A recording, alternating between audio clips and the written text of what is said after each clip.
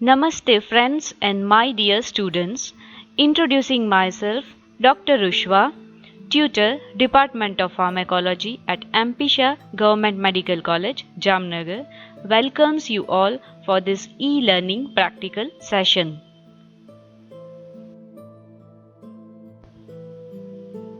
I would like to start my practical session with one prayer. या देवी सर्वभूतेषु विद्यारूपेण संस्थिता नमस्तस्यै नमस्तस्यै नमस्तस्यै नमो नमः. As we all know, at present the world is facing a major problem, that is COVID-19 pandemic. Due to that, our Honorable Prime Minister Narendra Modi ji has announced stay wherever you are till 3rd May 2020. It is lockdown 2.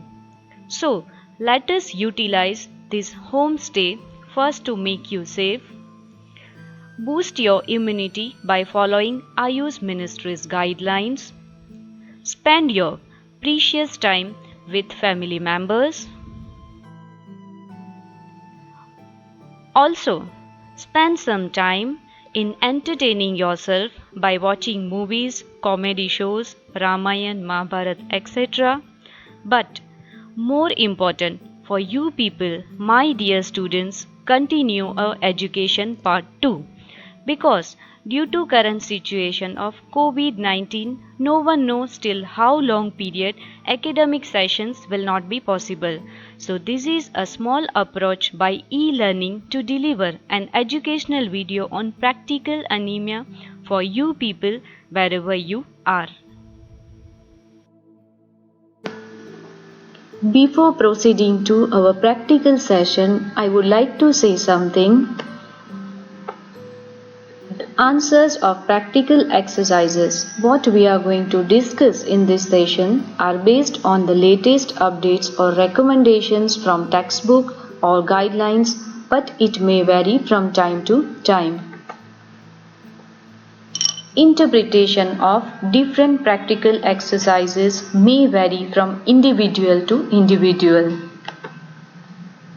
The answers of exercises what we are going to discuss in this practical session are not the only answers. Alternative explanations of these exercises may be interpreted.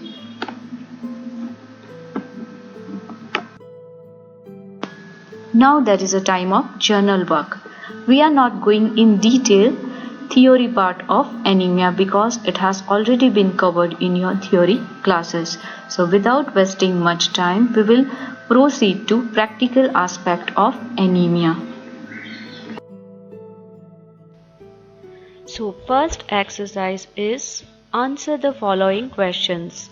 Question number 1 is, would you prescribe an iron preparation for a patient with hemolytic anemia and why? First of all, what is hemolytic anemia? It is type of anemia due to hemolysis. Now name itself suggests hemo plus lysis means it is destruction of RBCs. Here it occurs at faster rate than they are made. So due to destruction of RBCs, iron is released. So it is not an iron deficiency state. So this is the answer. In this type of anemia, due to destruction of RBC, iron is released and this is going to be reutilized. So there is no need to give iron in hemolytic anemia.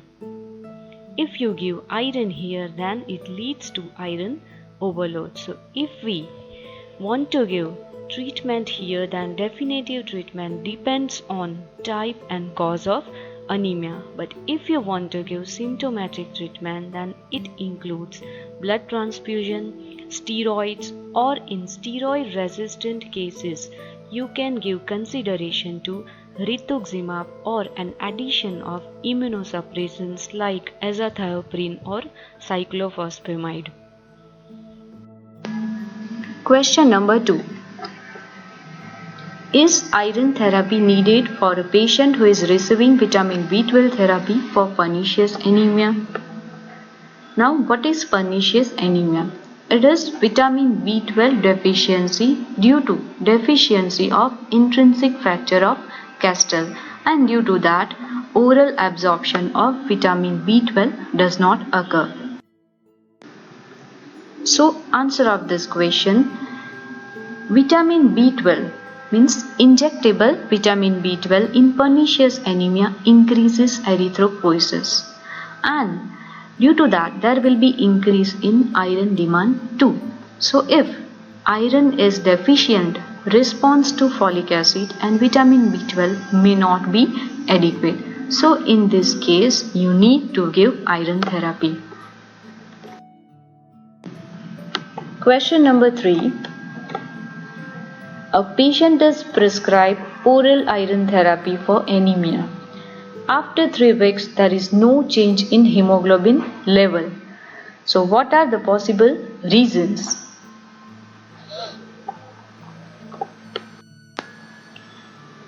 In answer of this question, usually it is said that after starting an oral iron therapy, patient is advised for the follow-up after 3 to 4 weeks to check for hemoglobin level. If at that time hemoglobin is not improved, these causes are the culprit. First important cause is non-compliance. As we all know, oral iron preparations are associated with lot of GI disturbances, and due to that non-compliance is very common with oral iron preparation. Am I right, girls? Second one is poor absorption or malabsorption. That is the most important thing.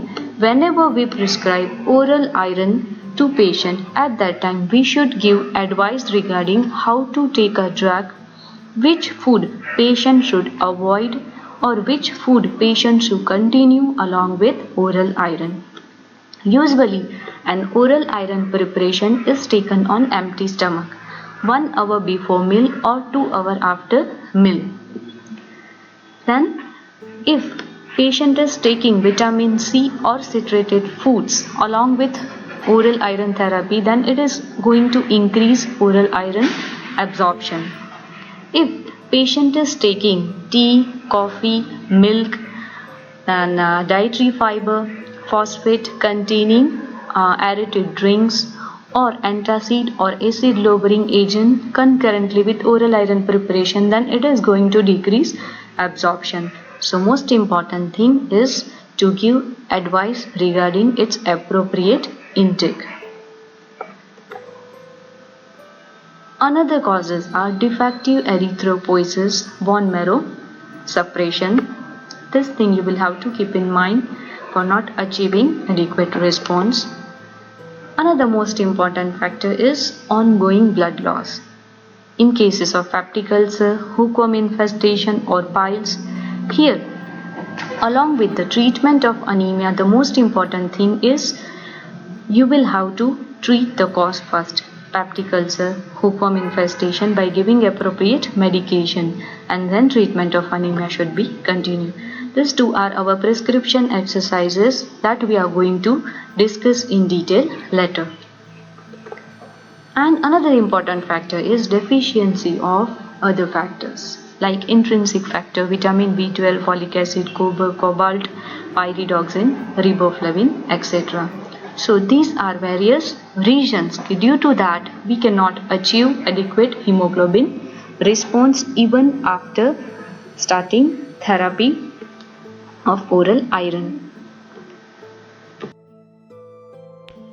And this is a pictorial view of various possible reasons. Question number 4. A patient develops anemia after chloramphenicol treatment. Physician prescribes iron and folic acid for him. Give your comment. Now, chloramphenicol is broad spectrum antibiotic. Most important adverse effect of chloramphenicol is on bone marrow. It affects hematopoietic system in 2 ways. First, that is not that much common, but you should keep in mind it is non-dose related, bizarre type of reaction or qualitative adverse drug reaction, that is due to idiosyncratic reaction, and usually it is manifested as aplastic anemia. Second one, that is the most common, and it is dose related adverse drug reaction, means augmented ADR or quantitative adverse drug reaction, that is predictable and reversible bone marrow depression, that is probably due to inhibitory action of drug on mitochondrial protein synthesis. It is observed with large doses of chloramphenicol or with prolonged treatment or with both.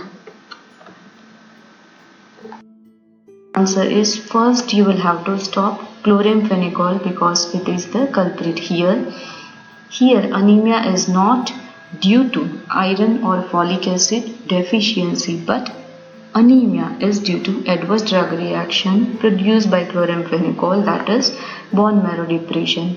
So here there is a need to treat bone marrow depression by administering blood transfusion, prophylactic antibiotic, erythropoietin or colony stimulating factors. Question number 5.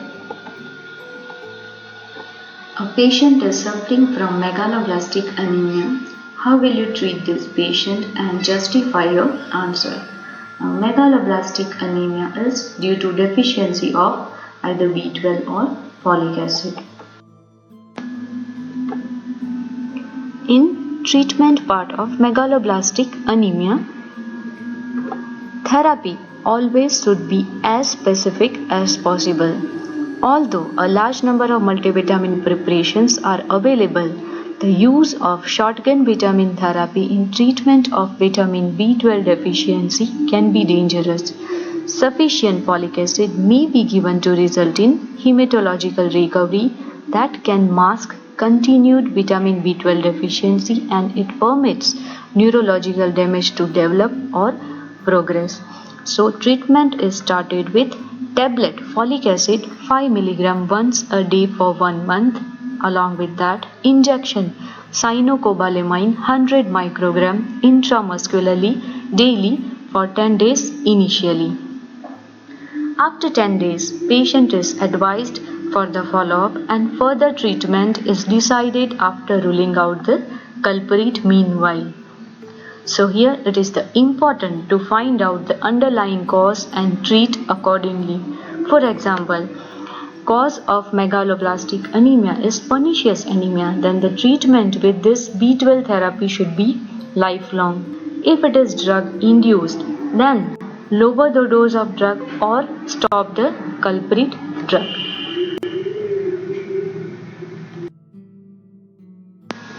Question number 6. A patient is suffering from thalassemia major, and for that he is receiving regular blood transfusions. Now he has developed iron toxicity. Write an appropriate management and justify it. In management part, here there is a role of chelating agent. Now what are they?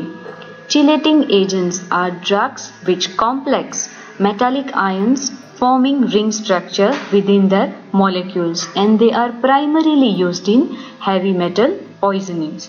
Now patient was on regular blood transfusions, and after that he has developed iron toxicity. So here it is a case of chronic iron overload. So here treatment will be by using oral iron chelating agents, and deferriprone and deferasirox are oral iron chelating agents for treatment of chronic iron overload. Dose of deferriprone, that is 50 to 100 mg per kg daily in 2 to 3 divided doses, whereas dose of deferasirox is 20 mg per kg once daily on empty stomach, and do not take food for next 1 hour. The important one is dose to be adjusted later according to serum ferritin level. So this is the management part. So justification: due to its iron chelating action, it lowers iron concentration in patients with chronic iron overload due to repeated blood transfusion. In short, they are used to clear the resulting iron overload. Whereas acute iron poisoning is the most common indication of parenteral iron chelating agent, that is desferrioxamine. Another important exercise of this practical is prescription writing exercise. First prescription is: an adult patient is having history of pain in abdomen, passes black colored stool, test for occult blood in stool is positive, hemoglobin level is 10 gram per 100 ml. Is diagnosed with peptic ulcer with anemia. So here you will have to write a prescription for patient for correction of hemoglobin deficiency. And you will have to give answers of these questions. First, justify your prescription. Justify the preparation and doses of hematinic you have prescribed. How long will you give the drug treatment? How much rise in hemoglobin per day would you expect? And when will you call the patient to check hemoglobin level? So this is our first prescription writing exercise. So here diagnosis is anemia, that is due to bleeding peptic ulcer. As we all know, oral iron preparations are associated with lot of GI disturbances. Here patient is having bleeding peptic ulcer. If we start oral iron therapy in the initial management, then due to its side effects like gastritis, patient will be in more trouble. So oral iron preparations are not advisable in initial management of this case. So here first we will have to treat peptic ulcer, and the group of choice for that is proton pump inhibitor. Here we have chosen omeprazole as drug. So it is given as capsule omeprazole 20 mg, and one capsule is given before breakfast or meal once a day for a period of 4 weeks. Usually peptic ulcer heals within 4 weeks. After that, patient is called for follow-up after 4 weeks. Tablet ferrous sulfate means oral iron preparation is started. 300 mg. One tablet is given 3 times a day on empty stomach, means 1 hour before meal or 2 hours after meal, period of 10 days. And follow-up is after 10 days. Continue ferrous sulfate till hemoglobin becomes normal and continue for 3 months after that. That is for replenishment of store. Now, in this prescription, let us revise parts of prescription. First is superscription. It includes details of doctor on right upper corner, details of patient on left side, and followed by this symbol. Second part is inscription. It includes name of drug, its dose and its formulation. As per MCI's amendment on 8th October 2016, name of drug should be generic one and preferably in capital letters.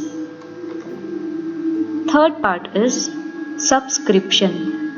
It is instruction to pharmacist regarding how to dispense. And last part is transcription or signa.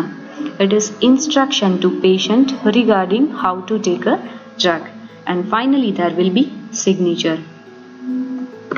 Ideally, one prescription should be written on one page and signed at the end.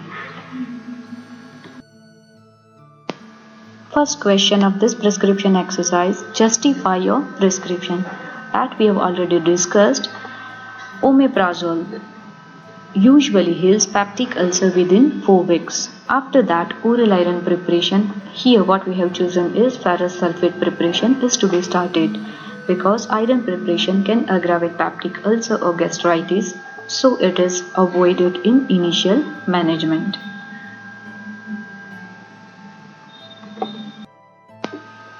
Second question, justify the preparation and doses of hematinic you have prescribed.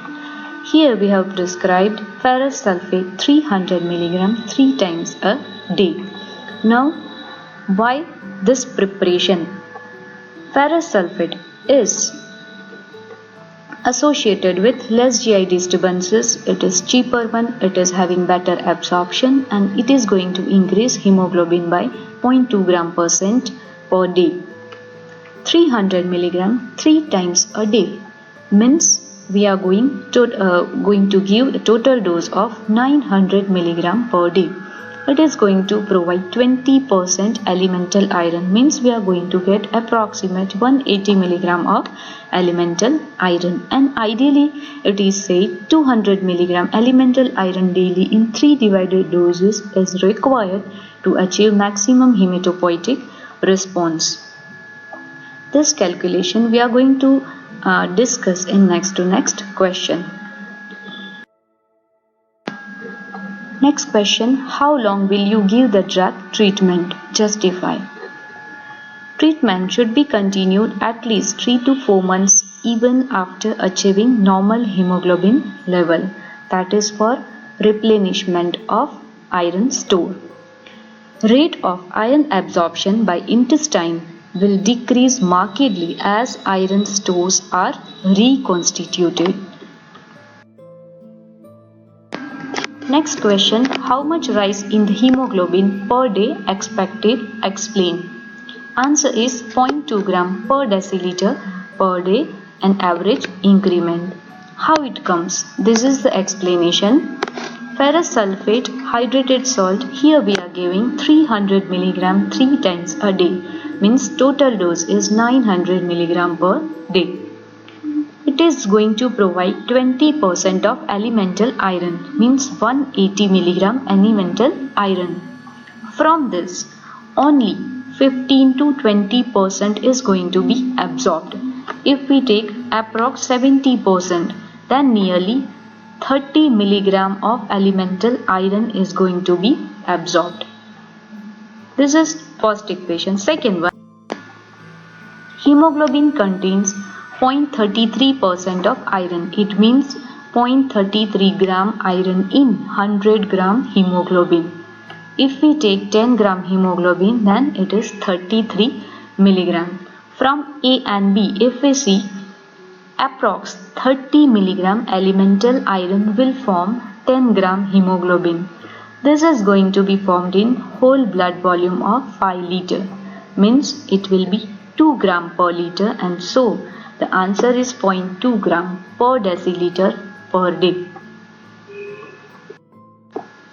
Next question, when will you call the patient to check hemoglobin level? Call the patient after 3 to 4 weeks, and desired optimum response is 1 gram per deciliter per week of increase in hemoglobin. This concludes our first prescription exercise. Now, second prescription exercise. An adult patient is having pain in abdomen since about 2 months. Stool examination reveals hookworm infestation. Hemoglobin level is 8.5 gram per deciliter. Write a prescription for him for correction of hemoglobin deficiency. Remaining questions are similar as exercise number 1. Justification of prescription, justification of preparation and doses of hematinic. How long will you continue the treatment? How much rise in hemoglobin per day is expected? And when will you call the patient to check hemoglobin level? Now, answer of second prescription exercise. Here diagnosis is hookworm infestation that has led to anemia. So here first we will have to treat hookworm infestation by giving single dose albendazole, and then from the next day you start treatment for anemia by administrating ferrous sulfate. So here prescription is tablet albendazole 400 mg. 1 tablet is given on empty stomach. Dispense such 1 tablet. From next day tablet ferrous sulfate is started 300 mg. One tablet is given 3 times a day on empty stomach for 10 days and advice for the follow-up after 10 days.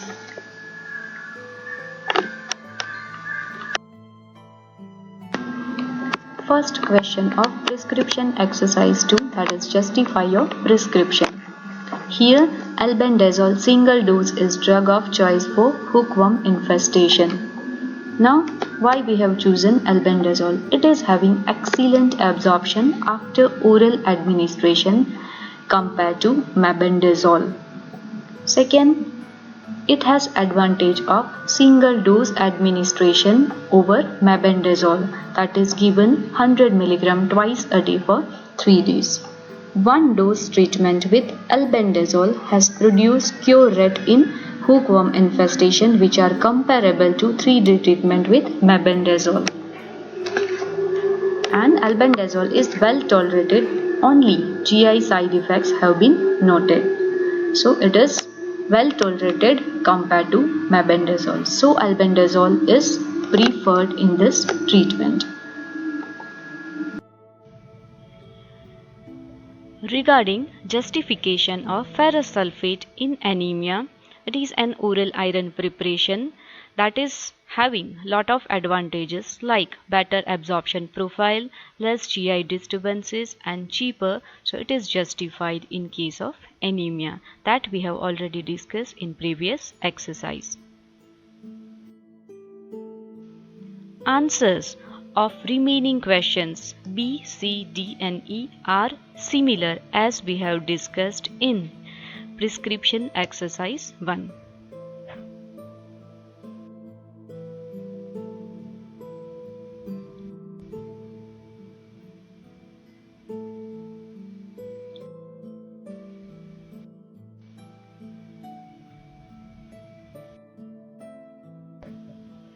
Prescription exercise 3.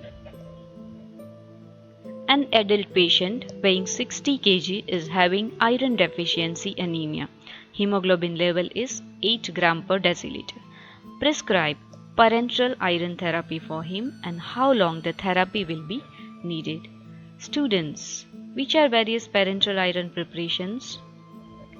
This is drawback here, it cannot be interactive. So let me say answers. Iron dextran, iron sucrose, ferric carboxymaltose, iron isomaltoside 1000. These are various parenteral iron preparations. Currently, ferric carboxymaltose FCM and iron isomaltoside 1000 are the two most convenient and safest intravenous iron formulations. Answer of prescription exercise 3. Parenteral iron therapy needs calculation of total iron requirement of patient by using one formula, that is 4.4 into body weight in kilogram into HB deficit in gram per deciliter. But it is somewhat different in case of ferric carboxymaltose. The individual iron need for repletion by ferric carboxymaltose injection, that is determined based on body weight of patient and hemoglobin level. Here, hemoglobin is 8 gram per deciliter and weight of patient is 60 kg. This is the table for calculation of dose of ferric carboxymaltose. So if we see hemoglobin, then it is in this category. Weight of the patient is following this category. So based on this two, total iron need in this patient is 15000 milligram, that is 1500 milligram. So prescription injection ferric carboxymaltose 1000 mg in 20 ml.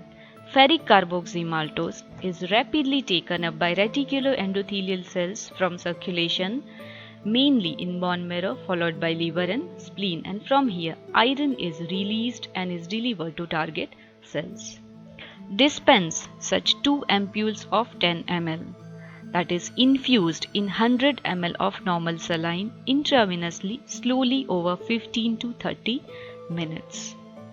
Monitor blood pressure and pulse and watch for adverse reactions for at least 30 minutes following each FCM administration.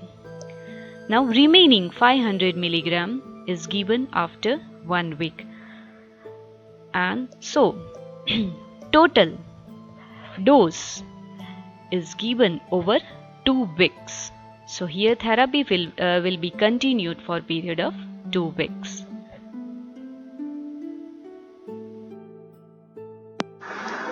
Prescription exercise number 4. Write a prescription for a patient of pernicious anemia. What will be your instruction for him? How long he will need drug therapy?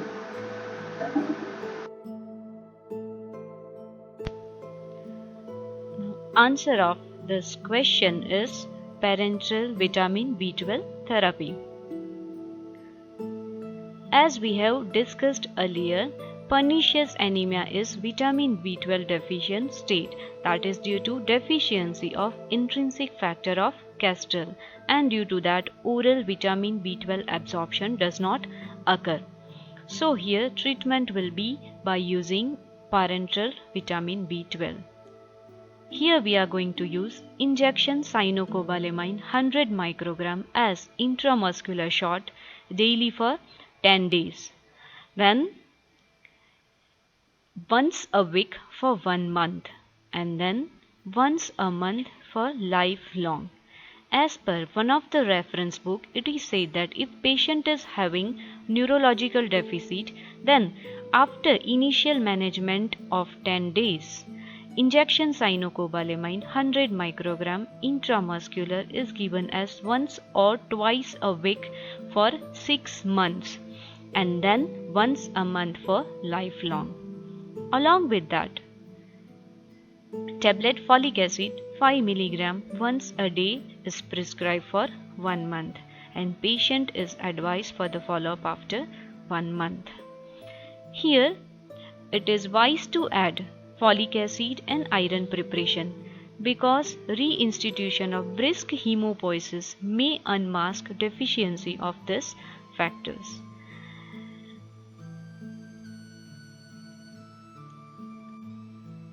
Important thing is patient needs drug therapy for lifelong. Exercise number 5. A 27-year lady comes to you with history of last menstrual cycle 2 months back. Pregnancy is confirmed. Hemoglobin level is 13 gram per deciliter. What will be your advice to her? In answer of this question, anemia in pregnancy is considered if hemoglobin is less than 11 gram per deciliter. Iron requirement is increased in pregnancy to support growth of fetus as well as expansion of maternal blood volume. Dietary intake, what we are taking of iron, is usually insufficient to meet this demand, so it is recommended that all pregnant women should receive 30 mg elemental iron per day in second and third trimester. It is said in pregnancy extra 700 mg elemental iron is required over 6 months, means 120 mg per month. So if we see per day, it is 4 mg elemental iron per day extra, and that is to be recovered in last 2 trimester. So if supplementation is inadequate, anemia becomes evident by third trimester, and it may lead to untoward maternal outcome like low birth weight, preterm delivery, etc. And here treatment becomes evident by giving 60 to 100 mg elemental iron per day along with diet rich in foods. So here in the treatment part, we will divide the treatment according to trimester. In the first trimester, tablet folic acid 0.5 mg once a day is given. Role of folic acid here is to prevent neural tube defect for fetus development as well as for placental growth. Oral iron therapy is not justified here because patient may have morning sickness. Oral iron preparation irritates GIT and increase nausea and vomiting or GI trouble. So unnecessary, it puts the patient in more trouble. In second and third trimester, iron and folic acid both are given as prophylaxis.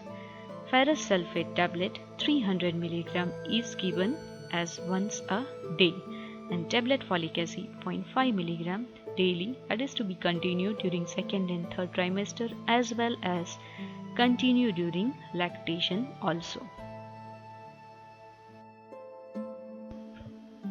Now the last part of this practical exercise.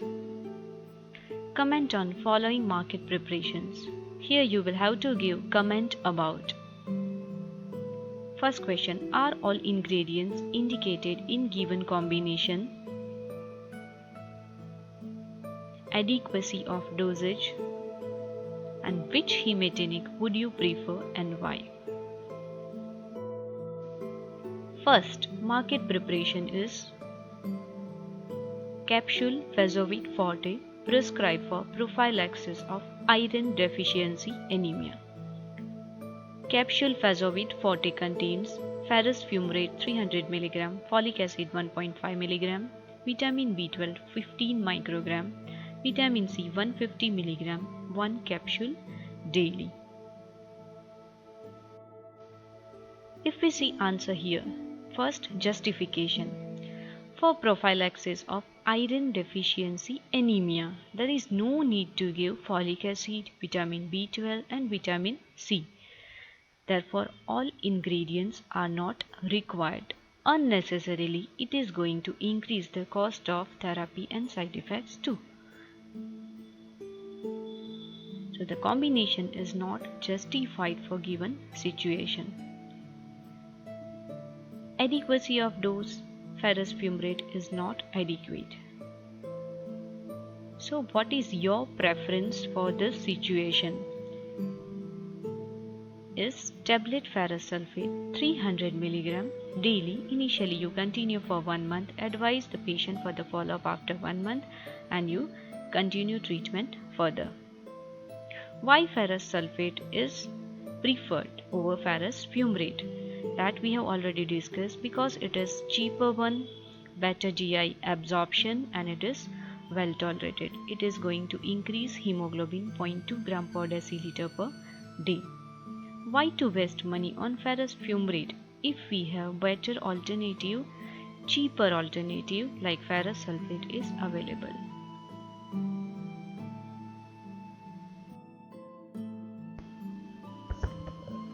Second exercise of this market preparation.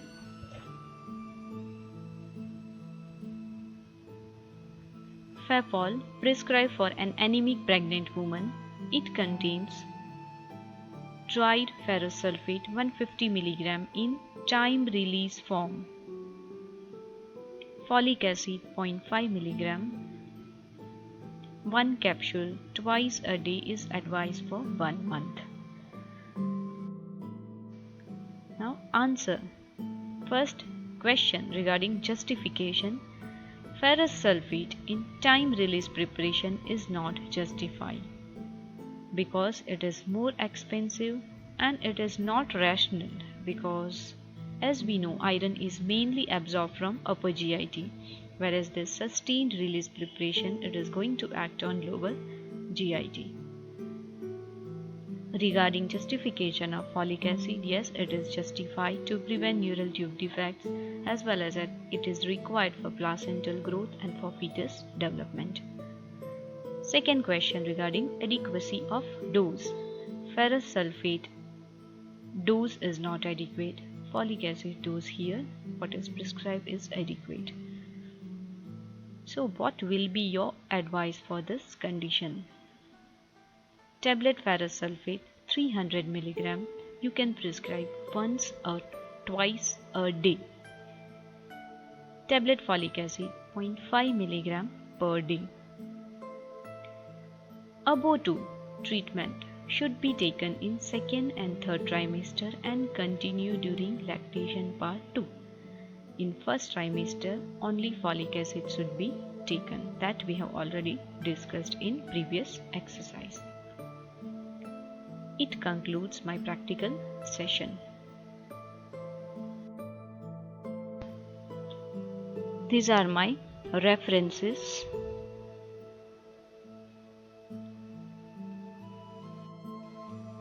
Lastly, I would like to say once again, stay safe at your home, take care of your elder parents, maintain social distancing whenever you leave home, do not allow your education path to go down, and follow updated government guidelines. Thank you all.